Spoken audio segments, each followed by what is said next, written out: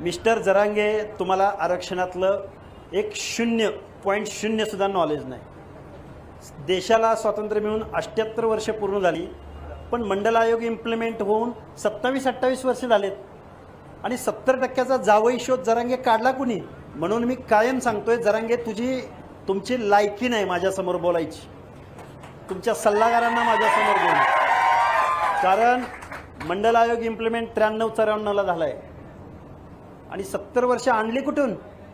अरे याला शिक्षण द्या, पहिलं याला पॉलिसी शिकवा अगोदर. माझ्यासमोर बोलण्याची जरांगे यांची लायकी नाही, त्यांना आरक्षणातील काहीही कळत नाही, त्यांना कोणीतरी शिक्षण द्या असं म्हणत ओबीसी नेते लक्ष्मण हाके आक्रमक झाले होते. त्यांनी यावेळी मराठा आंदोलक मनोज जरांगे यांच्यावर खालच्या शब्दात टीका केली आहे. दरम्यान गेल्या काही दिवसांपासून ओबीसी आणि मराठा समाजातील संघर्ष चांगलाच वाढलाय.